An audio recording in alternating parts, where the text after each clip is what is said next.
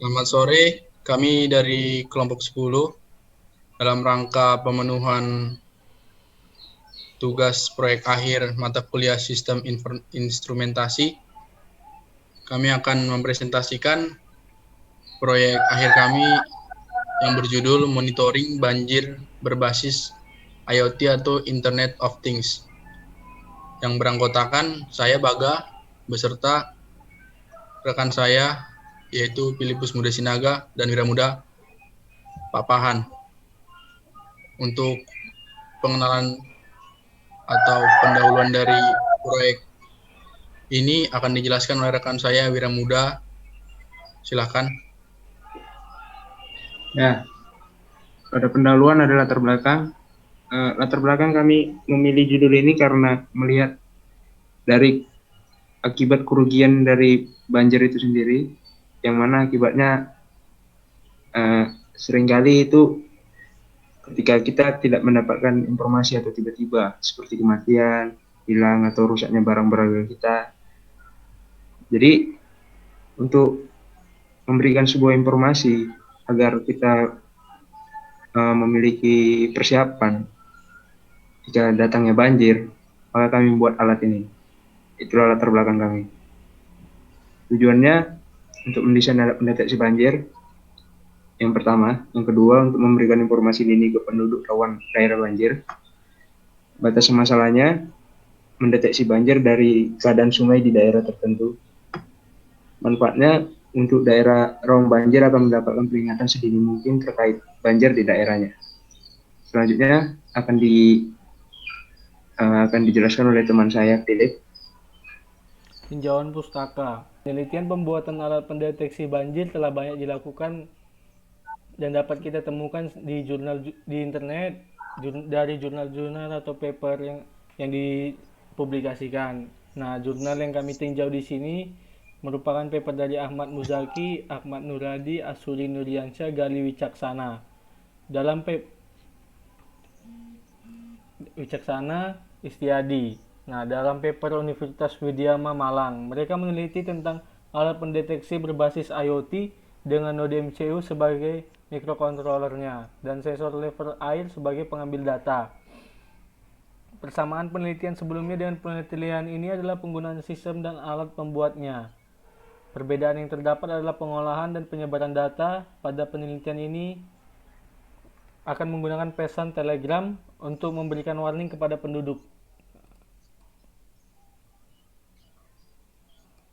Nah, ini merupakan diagram alir sistem atau cara kerja sistem. Nah, pertama cara sistemnya dimulai di start, lalu water level sensor mengambil data dan diteruskan dan dia membaca nilai sensor.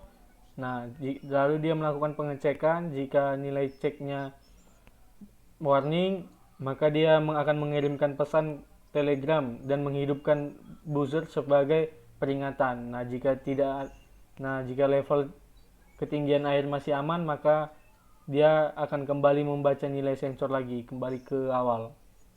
Selanjutnya akan dijelaskan oleh teman kami, Baga.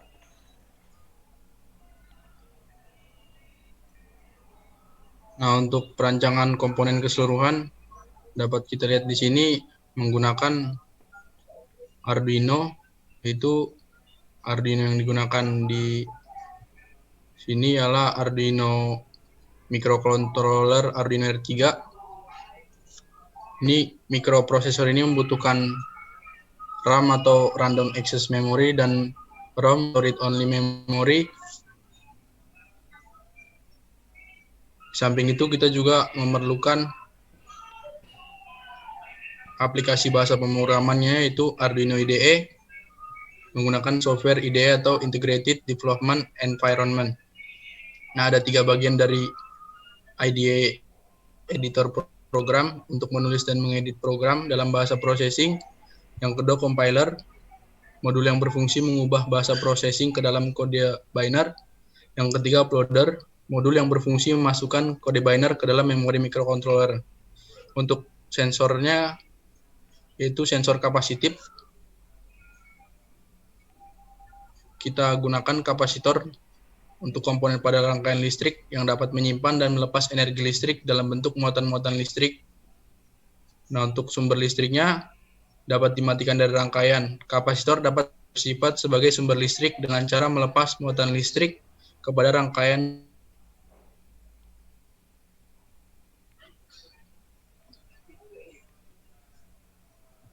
Untuk sistem outputnya atau perancangan LCD, modul LCD digunakan sebagai display untuk menampilkan informasi tentang kenaikan air yang dihasilkan dari pembacaan sensor otomatis. Berikut yang dapat saya sampaikan untuk rancangan komponen keseluruhannya. Selanjutnya akan dilanjutkan oleh Wiramuda.